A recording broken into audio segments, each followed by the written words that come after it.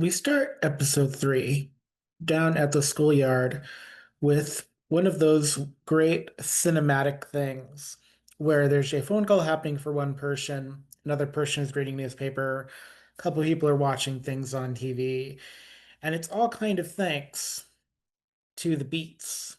Um, there's no copyright infringement here. Any pop group this might look like or might not look like is purely coincidence. Please don't send me letters. I did want you to kind of see them though, and I'll put this up every now and then as the Rangers go ahead and face them, which they may or may not do in this episode. So we'll go ahead and change that back to the classic corrupted logo. Fabulous. So we'll start today with the person probably most afflicted by today's episode down at the schoolyard. We start with Brick. Says he's going to read about this in the newspaper. This is going to be in the TV that um, Eddie's guardians are kind of watching as well. But Brick is going to get a phone call about this. Essentially, he gets a phone call from someone he doesn't expect, and this is assistant coach Drysdale.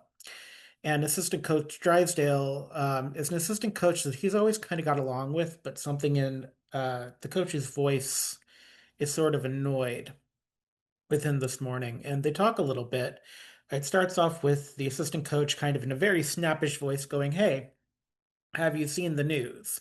Have you seen what's happened? Did you have anything important in your locker? Did you have anything going on here and here?" Um, Basically trying to get information about what Brick had at the school. At first, Brick is very confused, but then he starts seeing on the TV, he starts kind of getting dinged in messages on Groves, which is kind of the teenage app, that some kind of massive prank has happened at Angel Grove High. Um, it's a kind of massive prank that has incurred damage where it's sort of like this went beyond a prank into like basically trashing the joint. If that sounds familiar to a Boys Meets World episode, you're not wrong, but it's quite different for the reasoning it happened. Um, so obviously, everybody sort of heads down to the school because, this is where they go to school, even though they haven't been in school much. And a few things are going to happen. The way the classrooms are trashed, there's stuff that is like kind of tacked onto the ceiling, nailed on precariously. There's graffiti everywhere. Someone has put like cat litter and sand, not just in the hallways, but in the astroturf. They've done some chemical burn stuff so that actually sports can't happen for a little while. There's quite a bit that has gone on, and school has just sort of started up again at this point, so it's a little early in the year, even for a senior year prank. This is not time to do it. Something about this whole thing doesn't feel right. It's very disheartening for Mrs. Appleby, sort of trying to direct traffic. Principal Kaplan is doing his best not to lose his cool, but it's not very easy for him. But a couple of things happen during kind of the discovery cleanup time that are relatively important. The first is that Jane and Cecily, while they're sort of helping Mrs. Appleby deal with some things in one of the science rooms, near the trophy walls, near the like record of attendance sort of thing, like who are graduating seniors and what did they look like freshman year. Jane and Cecily both sort of notice that um, Cecily's name is there, and there are pictures of Cecily at school as a freshman, which is a little strange. As they start looking through yearbooks just to kind of double check, because this doesn't seem like this should be the way it is, they realize that it looks like Cecily has been going to the school all 4 years, and so has Jane. It's also an issue for Jane, because Jane's a military kid, so Jane has been here longer, but Cecily definitely transferred in and had not been going here for 4 years. Like as a graduating senior, she definitely had other things um on her high school adventure. And so it's a weird little anachronism for both of them. It's very puzzling. For Brick, something more puzzling happens. He's in his locker room. He has a little trouble getting to the locker room because it doesn't seem to be in the right place almost. Like he bumps into a wall, which he was very caught off guard by, as was I was not, but he was caught off guard by it. But when he starts getting closer to his locker, his wrist communicator starts to whine a little bit. And he has to move throughout the locker room a little bit to make sure that no one else notices him. But he's able to hear Alpha for the first time. And Alpha sounds just far away. And it's saying something about Zordon.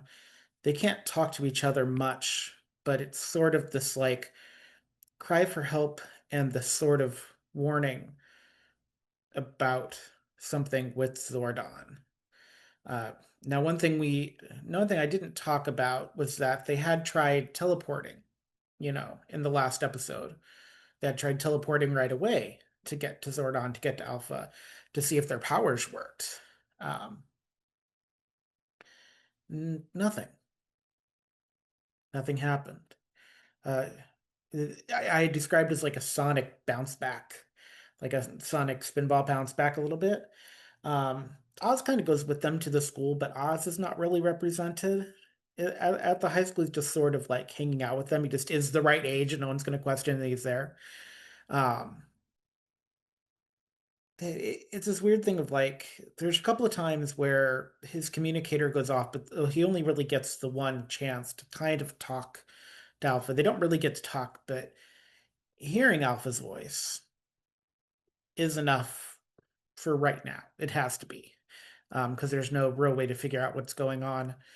Um, Oz has some ideas privately about what he thinks this is, as someone that has dealt with some kind of Ranger code in the past. Sort of as an outsider, he has varying ideas of what's going on. Um, but he kind of keeps his counsel to himself just for right now. But Brick gets back to the rest of the group to be like, "Hey, this is what's going on. Um, I got in touch with Alpha. Cecily sort of relays about, hey, I've definitely not gone to school here for the past 4 years. So this is very strange. Um, they have enough information based upon the graffiti, based upon the cleanup, based upon who is there and who is not there, that they end up realizing um, that it traces back to Angel Grove Prep. Angel Grove Prep, they haven't really thought about much other than having a dampener on the top of the school in season one, and then again in season one during the test episode, having a group of them competing in the test and trying to give Jane a sandwich that was so spicy it would have actually done like some damage to her. Um, they haven't thought much about Angel Grove Prep. I, it's one of those things where there could be an unofficial, unspoken rivalry, but it's one-sided definitely. So Brick decides, because this level of destruction kind of demands finding out what's going on, and just because of the weird things that happen at Angel Grove, right? Uh, he goes ahead with the group. I can't remember if he goes ahead with the group or not. Let's see if I have it in my notes, because I want to make sure I say the same sort of thing. There's a receipt for a can of spray paint that is found, and that's sort of the smoking gun because it's for an art supply store that Jane knows is a fancier one. And so it wouldn't be one that she would have gone to because it'd be very expensive to do. Um, a whole bunch of people go with Brick. All the Rangers go with Brick.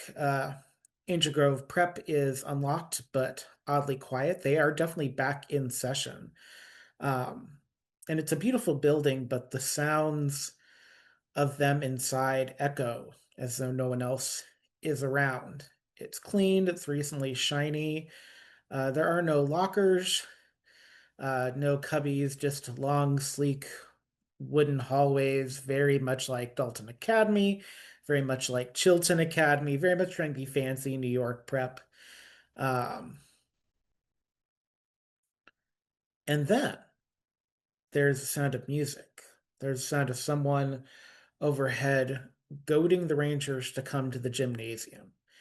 Um, it's a little bit of a trap, but they know it's a trap, so they know they're going into a trap. Bear in mind that they don't really have power weapons now that they know of. They only have half of their armor, but they're still the Power Rangers, so they still want to do something. And what they come across is one of the beats. Her name is Rose, and she's sort of dressed as this alien. She has created in the gymnasium this concept of a fashion show. She has these students that are just sort of blank-eyed, blanking the stage in these different kind of robotic alien creature outfits, both male and female. And Rose is done up to look like an alien creature. Um, and so there's this interesting thing where Rose doesn't try to control the students. She sends them off to the side to watch as she attempts to battle the Rangers. And what it's revealed is that she has taken part of Brick's power. She was the one that said on the catwalk at the disco, "Oh, the Pink Ranger's a boy." She was surprised by that. Brick is surprised by the fact that she actually has his original power weapon. His original power weapon was a baseball glove with a baseball that had like an ice power theme to it. But she has transformed it. She has transformed it into a weapon that is remote controlled, so it's set up more in the center of the room, and it blasts out these sound waves instead of ice.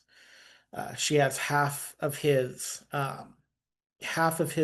the missing half of his armor, essentially. And they go to battle. Uh, it doesn't actually take an in- it doesn't actually take an incredibly long battle. Like Rose can't seem to get a handle on things. And as John said at the end of the episode, originally I was going to like kind of take her into custody and do some interrogation, but after Brick is able to get close enough to kind of get to her version of his power coin and sort of break it, um, his power is returned to him, full armor, uh, and his power weapon, essentially, but it's still the way that Rose configured it. And the other trouble is that as Rose is depowered and taken off of the morphing grid, she transforms into this 12-year-old, and she starts screaming at Brick about how they'll all leave him, about how you have to be selfish to get anywhere in the world. And she goes from being this, statuesque 20 something to reverting to like a 12-year-old self. And she talks a little bit about how Zedd had said that he would age her up and make her the perfect age. She doesn't get to say much more though, because Zedd decides to teleport her away before she can give too much more information. Um, but that was sort of the way the episode ended, was with this reveal of one of the Beats group definitely working for Zedd, and the other ones being somewhere. They weren't with Rose, but Brick at least has a part of his power back. Um, and it's a strange way to do it. It's definitely not how he thought his power weapon would look, but perhaps he'll learn to make it his again, or perhaps he'll embrace something new. Any way that you want to look at it, down at the schoolyard does have some revelations and a bond.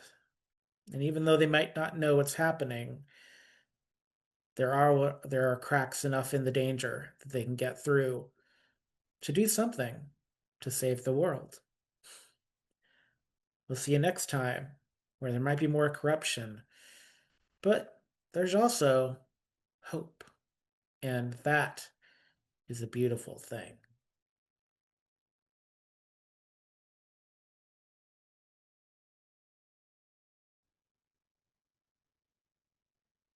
Episode 4 is called Upon the Mantle. and it focuses on a National Historic Landmark of this particular version of Angel Grove. The landmark is known as Emmanuel Manor, and it has undergone a lot of different careers over the course of its building time.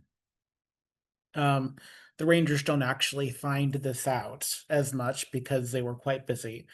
But I will tell you that before its acclaim as a home for the richest family in Angel Grove, it was known to be a part of the Underground Railroad. Um, it was a wartime hospital, newsprint office before it was then again a wartime hospital. It was the center for the first Angel Grove Transportation Planning Committee, a governmental office for new politicians to work from, for both sides of the aisle to avoid impropriety. Uh, but of course, you had to be able to afford it. About a decade ago, it did become part of the National Historic Registry, and except for private events, it's generally only open to the public during things like the annual March of the Trees benefit, which is a fundraising opportunity for the Children's Hospital, where people bid on trees decorated by various local businesses and organizations. The ballroom gets open for fun that day. It's very fun. People go to this place to like dress up. Like you have to take a town car and then walk up a hill to get there. It's very much like this is another space kind of thing. And tonight is both the joy and the heartache of the Emmanuel Manor hosting the Art Institute of Angel Grove, the Angel Grove Art Institute, AGAI, and its annual murder mystery for Jane Russell, who won the test in episode 5 of season 1. This is sort of like a pre-coming out, if you will, where she'll get to meet some of the fellow students. She gets a phone call that opens this particular episode. A couple of text messages do get sent warning a couple of the Rangers to stick close, but it's very cryptic and it's from an unknown number that does not answer who they are. So, of course, they would stick close anyways, obviously. Um, But Jane Russell, our Jane, gets a call from the other Jane, who she met the day of the test before she won. And this Jane is kind of eccentric, has ferocious black hair, in the same vein as Jane from Daria. Um, and it's really other Jane's idea that Jane Russell come to this. It's sort of a pre-assumed thing that she is, but they don't always invite the people that want to actually come because it's assumed they're going to show up. So other Jane really wants her there. She does not inform her in certain terms that it is a murder mystery, but definitely that it's something to dress up for, do a very F. Scott Fitzgerald sort of thing.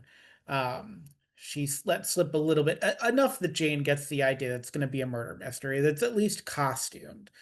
And other Jane doesn't have any sense that Jane Russell, our Jane, has any form of imposter syndrome, so she is full guns blazing. Um, but the Emmanuel Manor is worth it, and other Jane is promised a lot of food and drink. And lets Jane know that she can bring friends, so bring friends. Why not? They're a part of Jane Russell's art life. So yeah, and the friends just happen to be Power Rangers, obviously. Um, it's a little chilly at night. Now that we're getting into now that we're deep in January, essentially. We're getting to January. Time is a little weird because obviously there's a time gap that the Rangers can't explain. But it's January, so the night air is definitely chilly. Um, there are marble balustrades. There are little steps you have to go up to. This is not a wheelchair accessible location at all, really.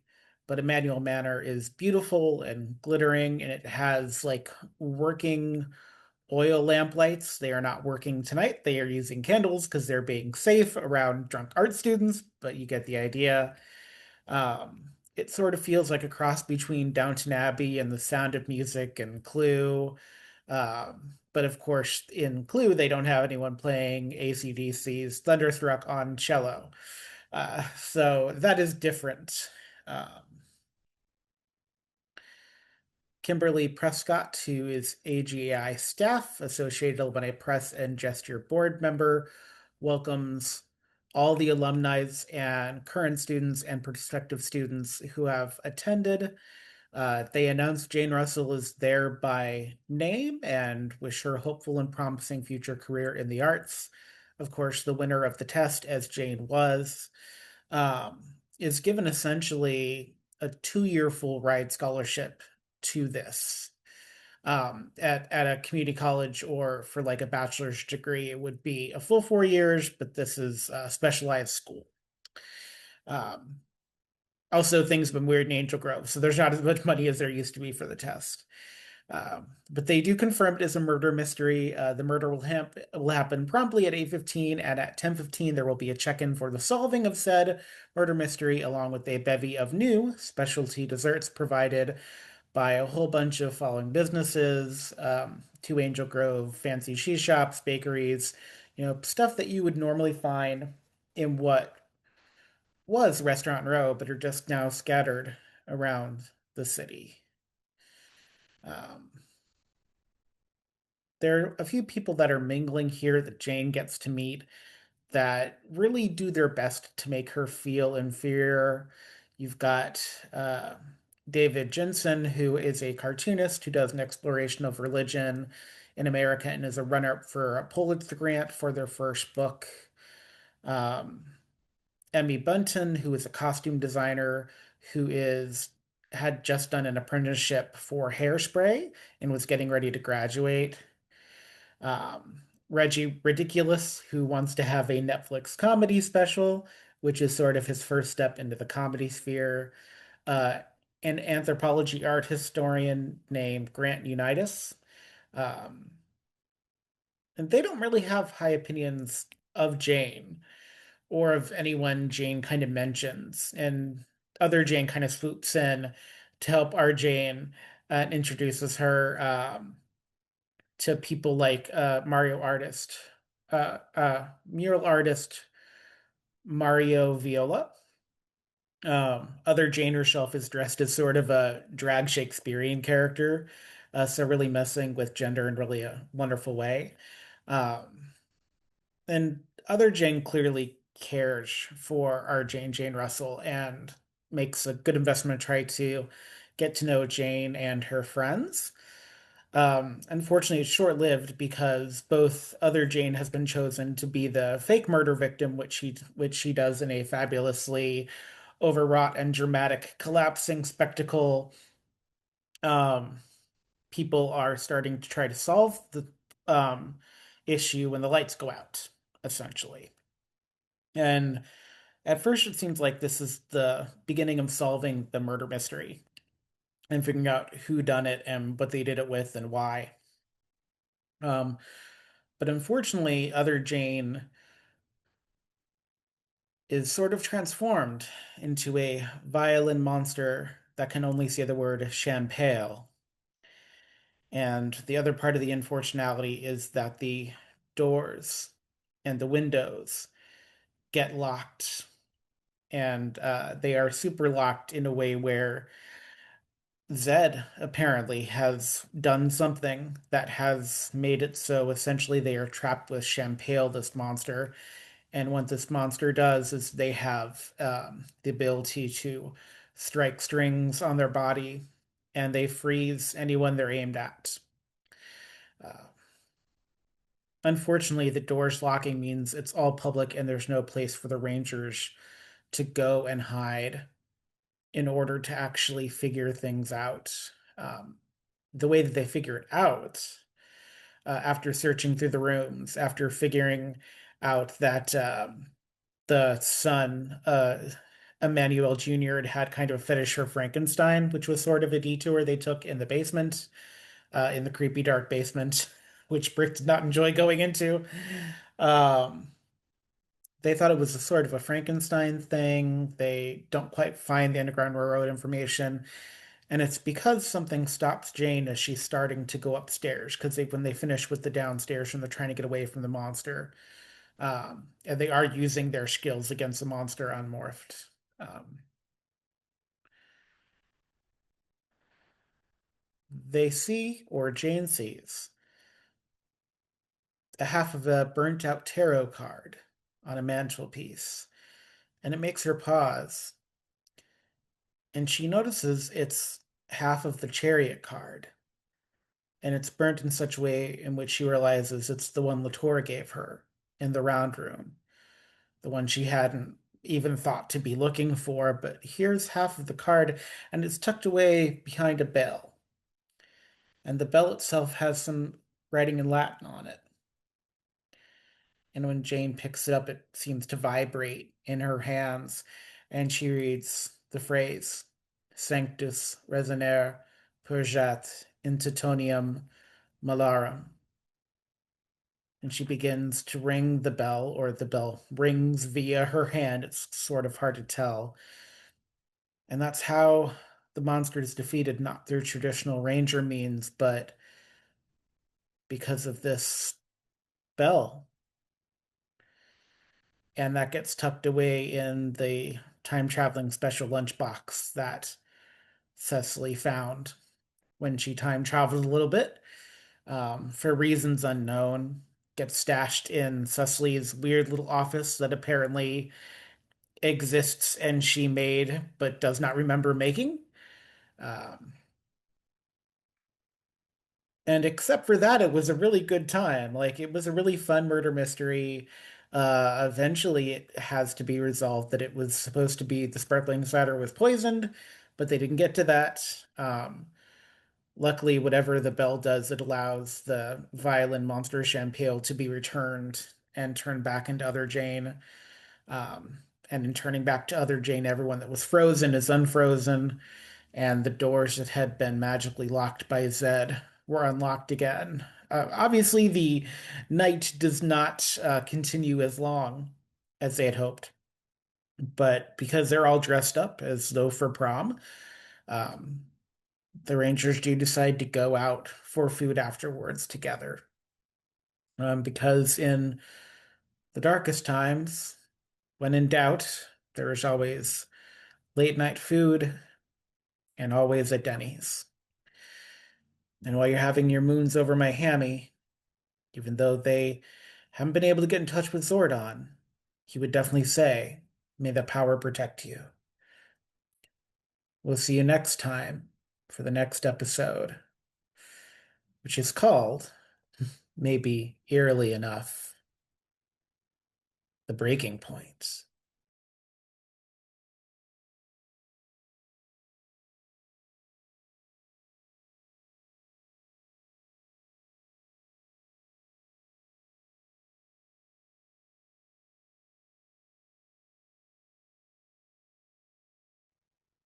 The Breaking Point is and sort of feels like a bifurcated episode. It's sort of threading the needle between two things that are currently happening. One is who the beats are and what we're learning about them very slowly. And the other one is the mystery of who Oz is and why they're here. Now, who Oz is isn't as much of a mystery. They're very honest about the fact that, um, like the other Rangers, they don't actually know what happened. All they know is they saw a beam of light, there was a distress call by an Alpha 5 unit, and then they're also missing 2 weeks, and they essentially wake up brainwashed, for lack of better terminology. But this episode is about all the things that Corrupted is about, both for its good and also for the fact it's still a Power Rangers season. So we start with Oz, who is living in sort of the attached space above Jane's garage, or in Jane's garage, where her art studio is essentially. And he wakes up to this emergency beacon going off on his wrist communicator and his buckler. And of course, he has a um, belt buckle dino buckler, which he's not supposed to have because he's technically a ranger from the Space Academy. He's not from this planet, and yet he does. And so he gets this beacon distress emergency alert. It does craft a beam that leaves a GPS signal, and he spends the first half of the episode sort of decoding what that distress signal is. Um, Sort of on his own. He's going to join the other rangers for breakfast. They're going to go to a farmer's market, even though it's winter. Life still goes on in Angel Grove. For everyone else, it's just sort of the normal winter, even with a Rita-like being there, of course. Some know it's Lord Zedd, some don't. And so they're all meeting for breakfast, except for Oz, who's showing up late, as Green Rangers sometimes are wanting to do. If you're tuning into the recaps I'm doing, now that I've gotten to the Tommy era, you of course know that that is a critique I have of the first Power Rangers series, is how often Tommy is in, not of the episode. Um, but what happens is that Cecily is not really running on time for whatever reason, and she meets a guy that's busking. Uh, Almost immediately, she sort of recognizes him a little bit. She doesn't quite know why she recognizes him a little bit. He's playing guitar and he's sort of singing. In America, we call it busking. I think it might be called busking everywhere else. But he's singing about remembrance and he's singing about playing music, hearing it, and he's singing about people letting go of their troubles.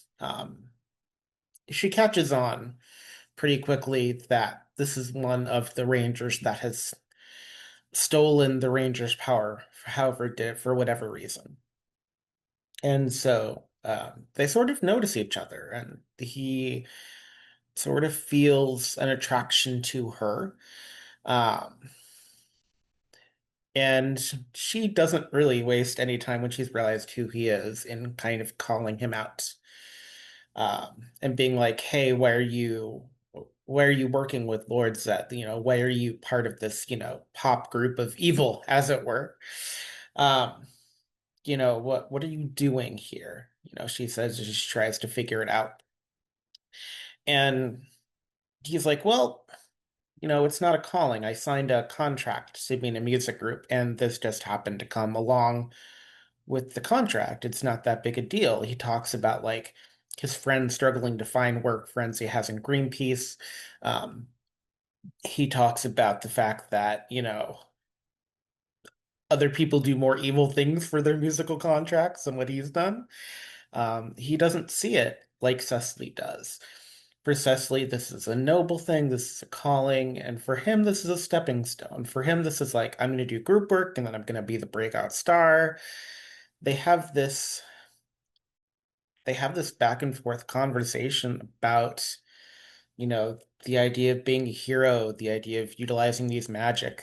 And he's like, well, nothing is perfect, right?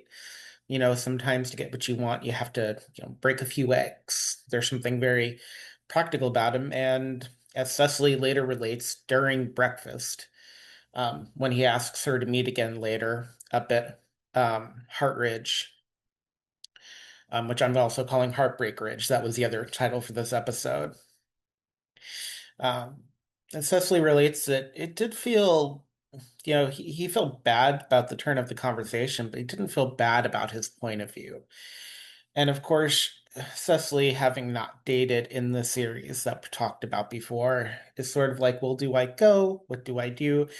And the other Rangers think this is sort of an opportunity for Cecily to get some reconnaissance, for them to learn a little bit more, because the only other Beats member they'd met was the one that turned out to have been aged up by what they can now assume is this contract that Zedd had these five people sign that gave them these powers.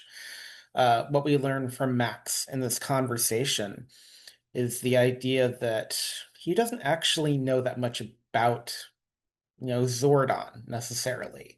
Like for him, it's not anything close to religious or noble. This is sort of a job. And that's a context of how they sort of start out things. But he's attracted to Cecily. They talk a little bit about his degree from the Stone Canyon School of Music. They talk about, he had some instrumentation experience, especially in the sort of instruments that she knows about from, the Renaissance era. He's done some work with some Renaissance festivals, but he wants more. It's part of why he decided to take the contract with Zedd. Um, and he asks to meet her again. And so the first part of the episode is Oz enters, is Cecily like kind of grappling with what do I do? Someone that I match well with that's pretty intelligent, that has this degree in music, sort of knows, who he is in a way. And even if I don't agree with it, it's sort of an interesting, what do I do? They kind of decide on sort of a hybrid Cyrano de Bergerac situation where the rest of the Rangers are going to be sort of off to the side and listening in, not to give advice or feedback unless she needs it. Jane is kind of a proponent of that, honestly. Um, Eddie is concerned for safety, and Brick um, is willing to go along with this plan until Oz shows up. He's got the signal, these GPS coordinates that are coming up. They're coming up wrong a little bit. Um, because of the nature of the town. This is the episode where Brick concretely figures out not just that things are wrong, but things are slightly out of place because he's lived here all his life. Small town roots is something he has in game, where he should know the streets backwards and forwards. Eddie has sort of realized this a little bit too, because Cecily and Jane are both sort of transplants. Um, but to the extent now, Brick is very, very sure something is wrong with Angel Grove, the city, layout of it geographically doesn't make sense. And Oz comes in with this GPS coordinates because he knew that if he just followed them and didn't take anyone with him, one, if something bad happened, no one would be able to find him. Two, eventually they would follow him if he didn't let the group know what was going on. It's always good to have backup. It's a cop thing. Uh, and what Oz does is he lets them know what the GPS coordinates are. They talk a little bit, and they figure out that it goes back to a place that kind of shouldn't exist. Like they go to a part of the town that is not the wrong side of the tracks, but that nothing should be there, essentially. Um, and so Brickthor decides to go with him, and Brick discovers that the GPS coordinates and the emergency beacon and the laser focus to them is all sort of pulling toward where Area 52 is. And it's almost like a mirror version of Area 52. It's sort of on the opposite side of town in the layout. And if they could get to the command center, which they've been trying to do kind of off screen since their first attempt, really, it feels backwards in some ways. It feels backwards or it feels mirrored. And, you know, really, Oz and Brick get to spend time in this episode kind of talking to each other. And Oz gets to witness the breakdown of Brick's frustration with Zordon being gone, but how it's not that much different from Zordon being there, of how there's just allegiance to him, but there's also this like frustration that Zordon doesn't really know what's going on. Even when he was around, there was a chip from him being in the wartime, some sort of magic spell that kept him from giving information. There's this feeling of being at sea, feeling of being not prepared, feeling of being in danger. Rick basically has a bit of a breakdown. Seeing Area 52 again, it is this ghost town of an organization. They set up reconnaissance to try to figure out what's going on at like the top of an old Arby's or something. But essentially, this part of town where this Area 52 is completely abandoned. And Brick really feels that sort of deeper inside, like the frustration at not being able to be prepared, the idea that Zordon doesn't have the answers is difficult.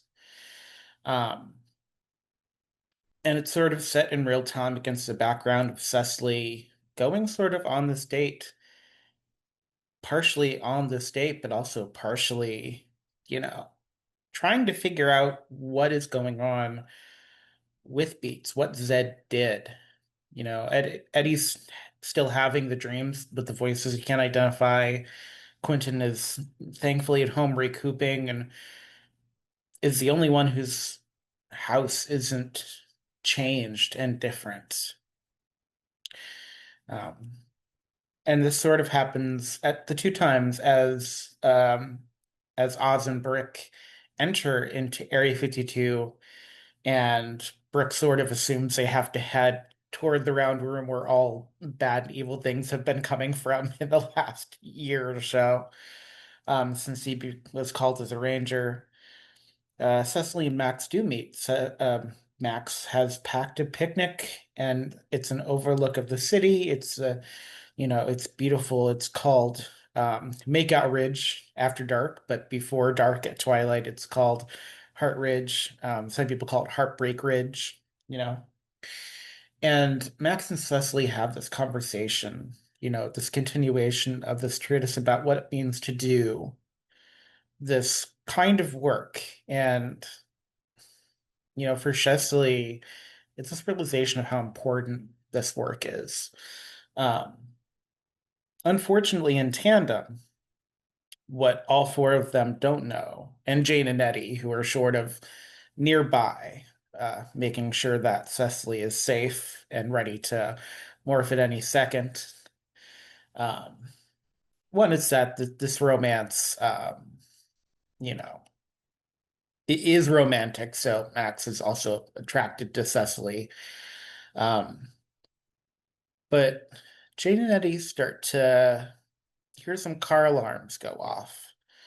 It's a sort of thing where there's sort of something far away, but it's sort of like it in the corner of your eye, like there's someone behind you looking at you, and every now and then the car alarm will go off. And there's just something like as it gets darker and later, even though it's not very late at night, something is certainly watching and present. And something is watching and present as Oz and Brick investigate Area 52. What's interesting is that Area 52, Brick sort of remarks, is that it looks the same as it did during the fight with Zed. Nothing has been changed or fixed. If anything, it looks more desolate than it did. It's almost like it's the one thing besides them that got this transplanted whole cloth. There aren't any extra rooms that they can see. The corridor where they took care of those green putties that were made of people that had pledged allegiance to Scorpina. The hallway looks twisted itself, and when they get to the round room, it still looks like an explosion has taken place. It's kind of opened the room up. You can sort of see the NASA part of the room as well. Um,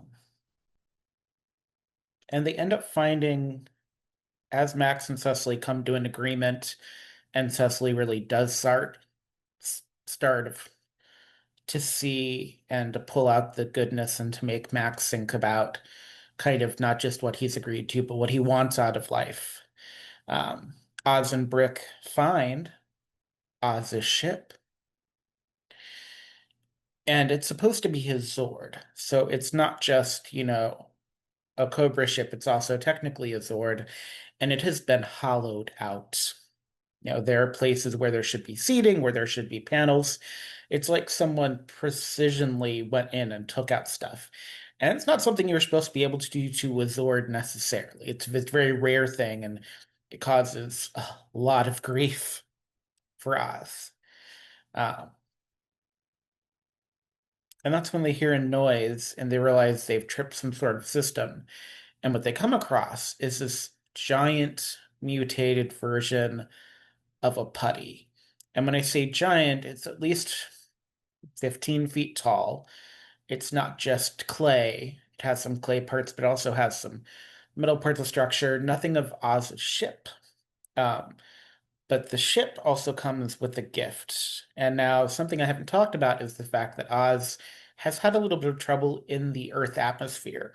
Um, he's actually had to do quite a few rolls when he morphs because his suit was made for a different atmosphere, so he's actually a lot lighter. He has to recalculate his movement speed kind of on the fly a little bit so he doesn't go flying into the wall like a deranged Buffy the Vampire Slayer character. Um, and so while the car alarms are going off at now Heartbreak Ridge, there's an emergency suit from Oz's brother, the one who was supposed to be chosen, and that Oz has spent a lot of years dealing with the grief from his parents not accepting that he was chosen to be a Green Ranger. And it's a green beetle suit that's supposed to work in the atmosphere on this planet. It's an emergency suit that was made specifically for Oz by his brother out of love. And it's perfect against this giant uh it's basically the hollow putty from the game, except I beefed it up some, but it's a giant Hulk-like putty, and Oz and Brick go after it at the same time as Zed has tracked down Max, and he tells Max to attack Cecily, and Max won't do it. He says, "Hey, I'm taking a night off. Hey, this is not really what I signed up for. I didn't do this to have this be a trap." And Zed says in response, "You don't get a choice. I own you."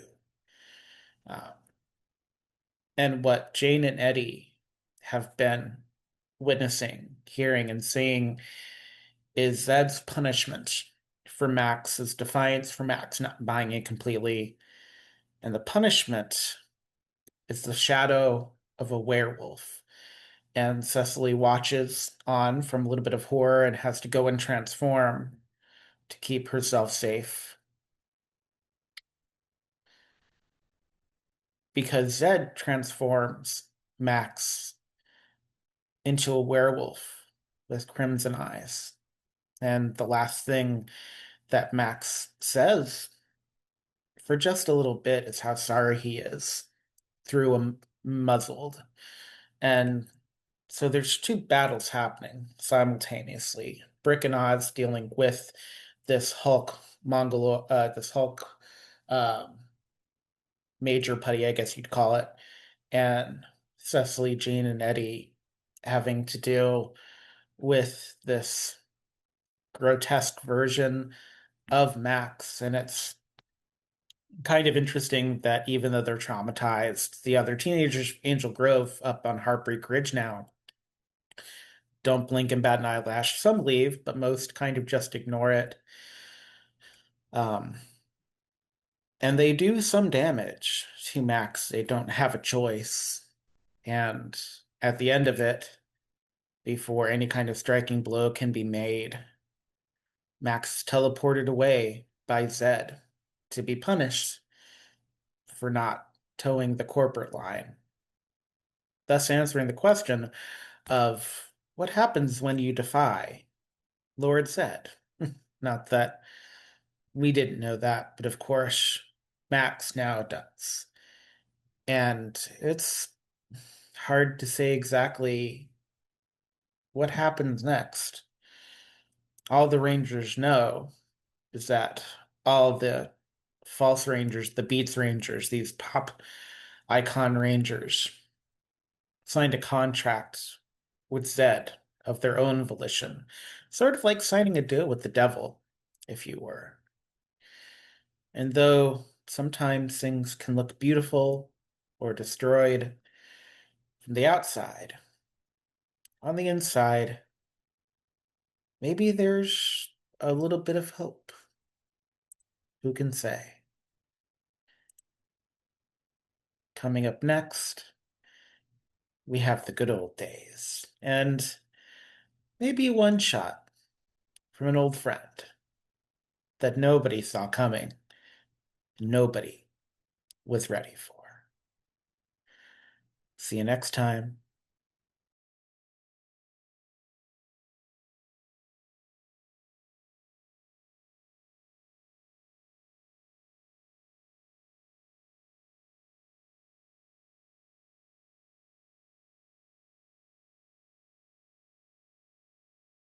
A lot of people spend their time wanting to go back to the good old days.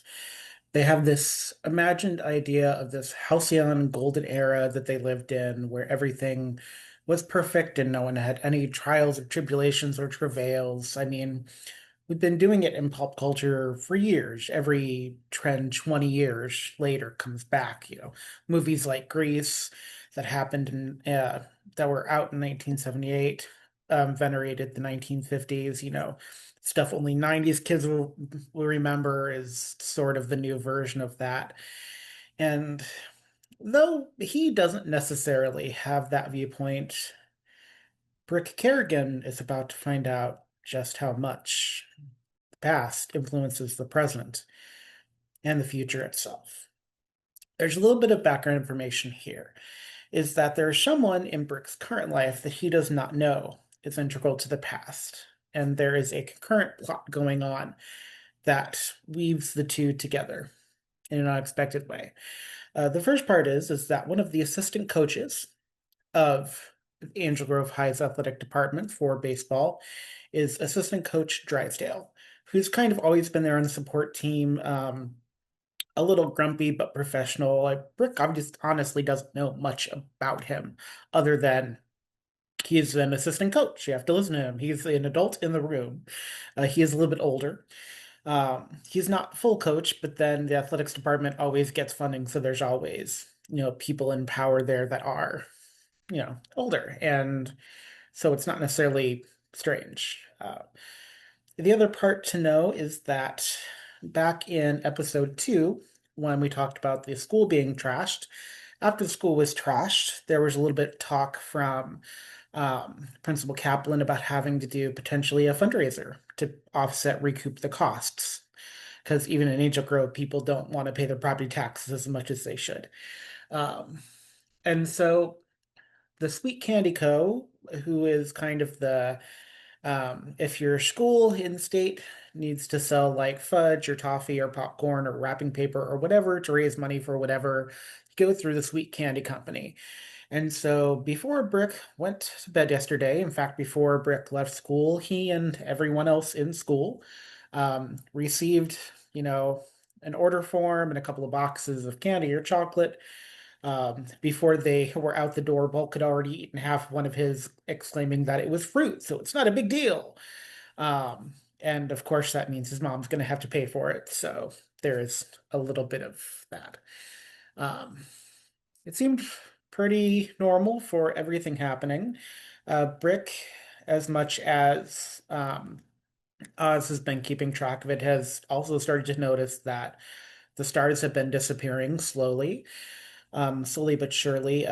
Oz is keeping a much more neat diary since he knows the stars more, but every now and then he'll mention something about it in one of the episodes. And having the stars go out is part of why the teleportation morphin technology is not working, because it sort of depends a little bit on the energy from stars and things. But the stars go out have a different side effect as well of sort of darkening the sky at night, because you can have artificial light, but eventually, without any stars at all, there's enough darkness that it becomes really dark, even with light.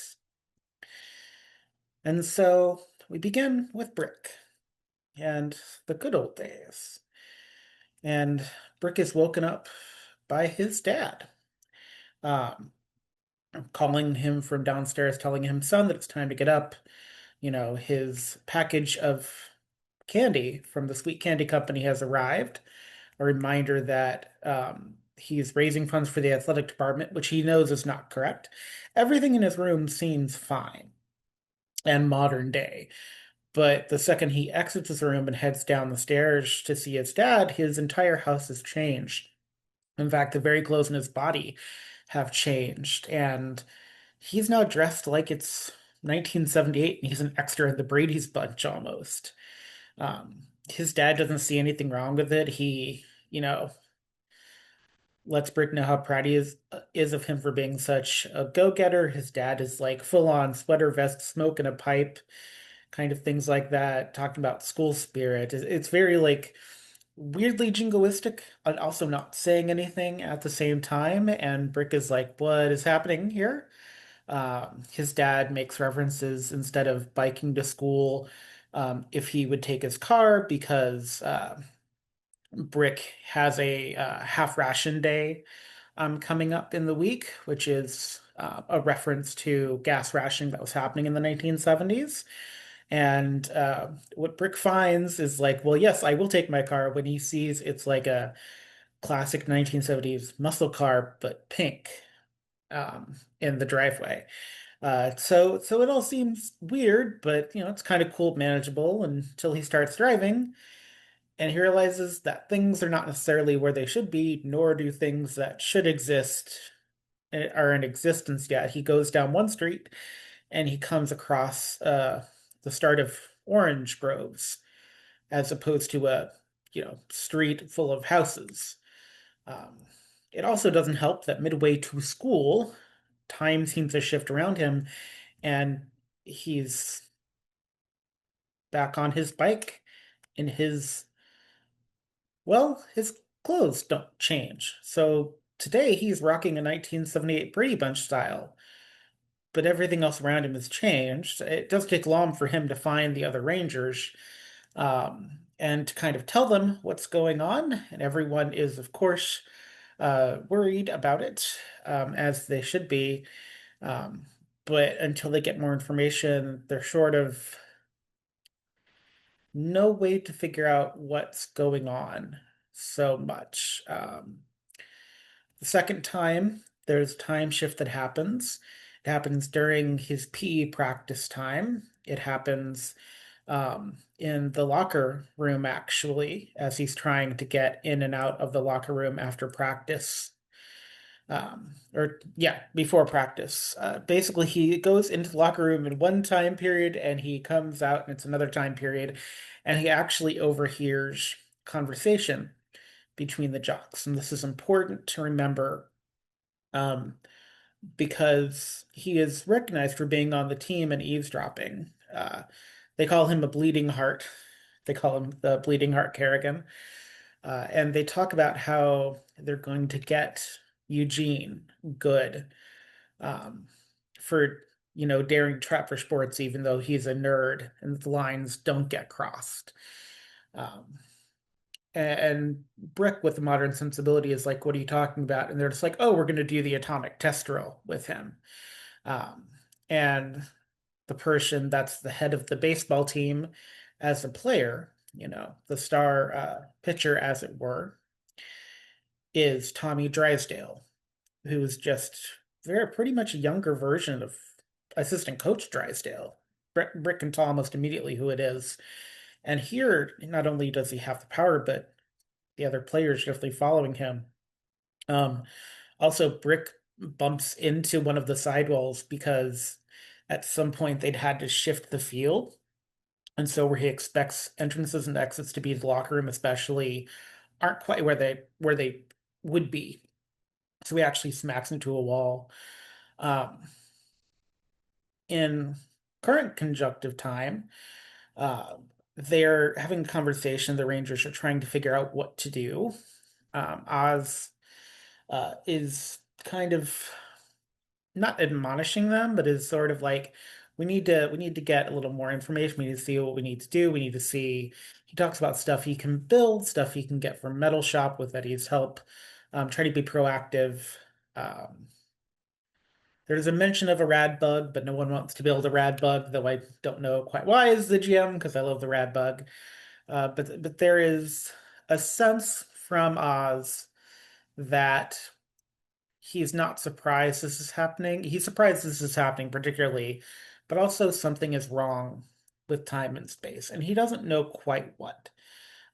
He knows that the hollowing out of his Zord is not good. Um, yeah, there's still so much unknown. The fact that they can't get in touch with this version of Zordon and Alpha, um, the fact that they haven't actually seen a putty in a long while, and the fact that the only person that has their full armor currently is Brick, and that's only because Brick won his armor back essentially, and won his power weapon back from the beats. Um, and that is a scary place to be. Brick is eventually going to come back and track down Skull because he learns Eugene in question is Eugene Skulovich. Um, and he tracks down Skull, who does not want to be found. The second that he sees Brick, Skull gets real jittery and tries to bounce, and then Brick comes around the side. And they have this sort of conversation where Skull at first tries to deny that he knows anything. He's like, hey, just get out of my way. I'm a little jittery from all the candy that I've eaten because I'm trying to come up with bulk. Obviously lying, looking around, and he says, um, I don't know anything kind of thing. Um, and eventually it comes out that he's never met the Eugene Skull that she's named after, that the name that he has is in memoriam of this kind of uncle that it's kind of presumed sort of either ran out of Integro or just kind of disappeared one day. And he's never met the guy he's named after. Essentially, it's kind of a long, sad family history. He talks a little bit about the idea of um, his uncle having loved comic books, and that I guess in showing a couple of pictures, he was a little bit of a nerd for his time, as it were. It's pretty obvious um, to Brick this is the same guy. And as the world changes around Brick yet again, the problem becomes deeper when Eugene still wants to do sports. And this is, I'm going to call modern day is Skull. 1970s era is going to be Eugene because that Eugene doesn't go by Skullovish, he just goes by Eugene.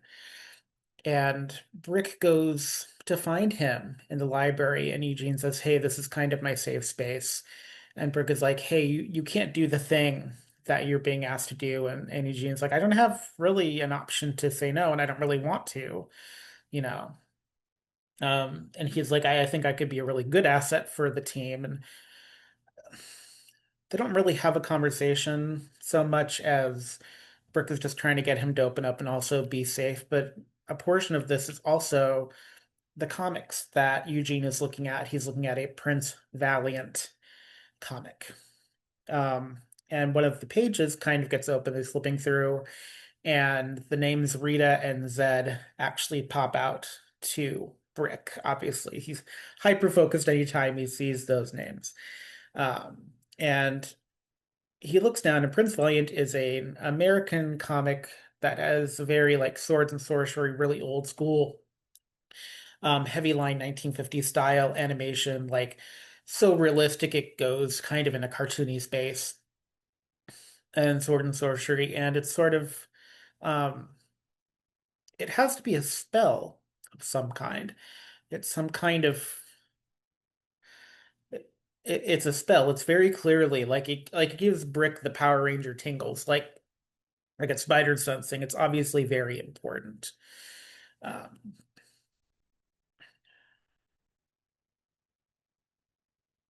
yeah, it has a lot of fun Latin words that I'm not going to try to pronounce here. I'm looking at it and I'm not going to try to pronounce them here necessarily, but definitely has um, ut precioso corpore et perceptione et a societas omnium Zed et rite. That's part of it. It ends with a whole bunch of fiance, fiance, fiance. And it's one of those things where Brick sort of has a choice now to make to kind of hope he stays in the past or to really push to solve whatever is going on, either trying to find the command center in this previous age or trying to use his power weapon to do something. It's hard to know because it seems to happen at strange intervals. He knows that in the locker room, he's been able to contact Alpha for about half a minute previously.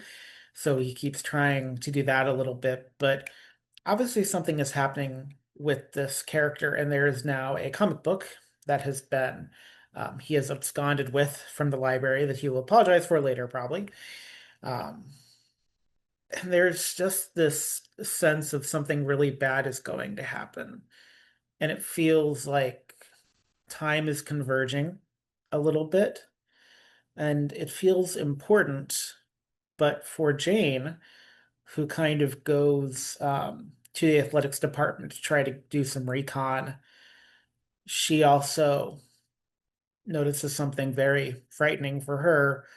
Um, and what she notices while Eddie and Oz are starting to try to work on a machine that will do stuff with time, using the power of power coins or whatever they need to do.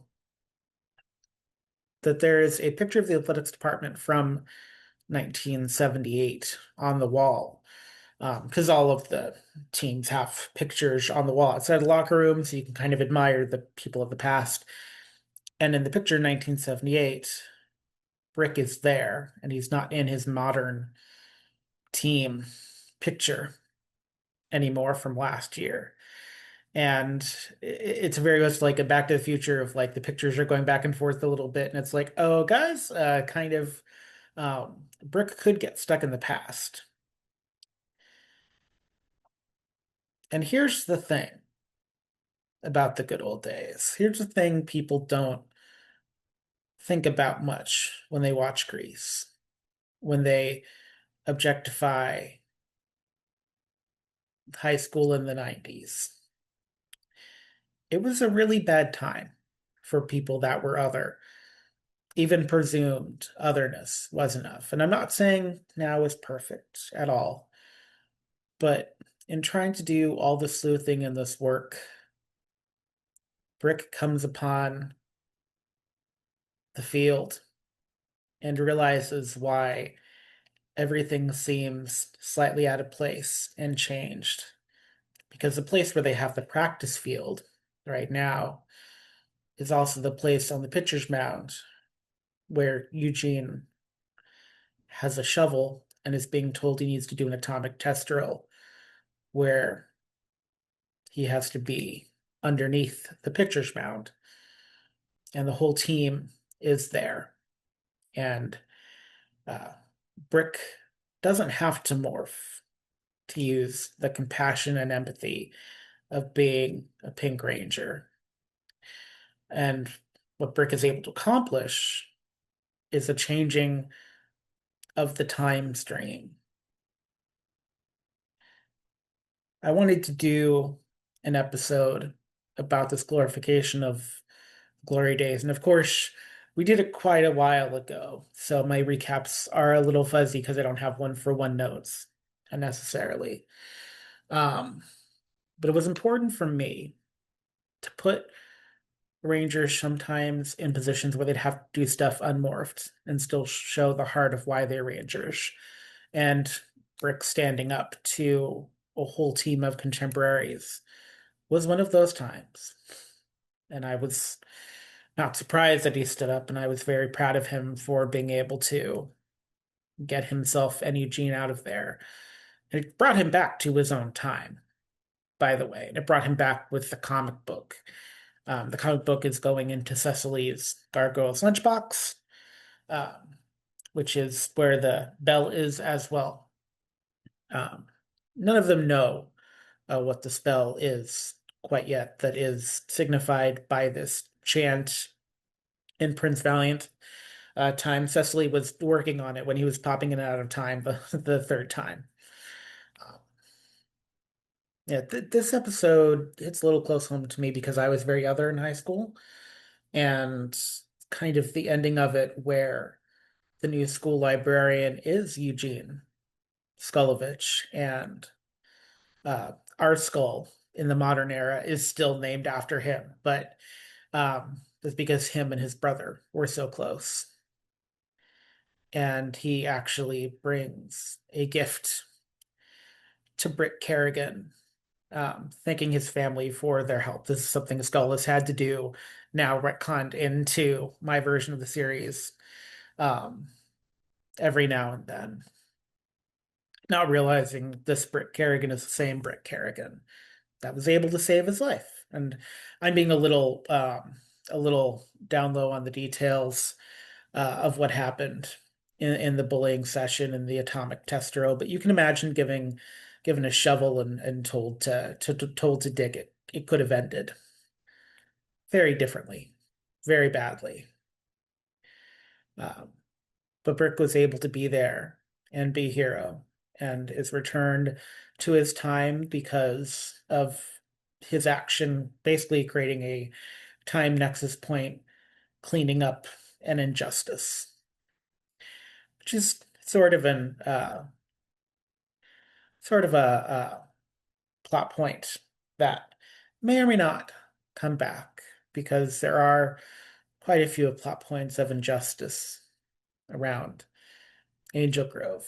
But this particular one from the good old days was one that was easy and important to fix and created a new ally who doesn't know necessarily that Brick is a Power Ranger, but knows that the Kerrigan family can and should be trusted.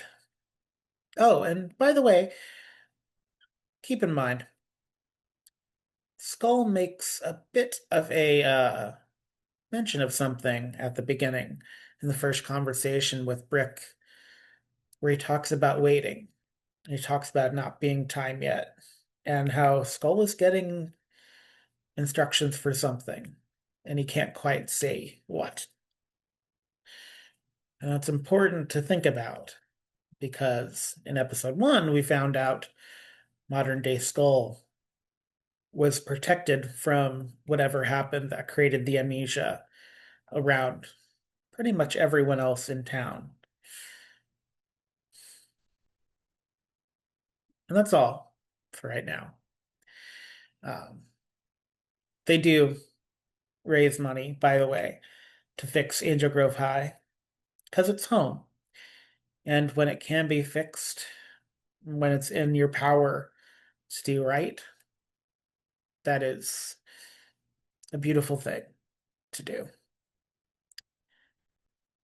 We'll see you next time for more time, space, and Angel Grove based shenanigans.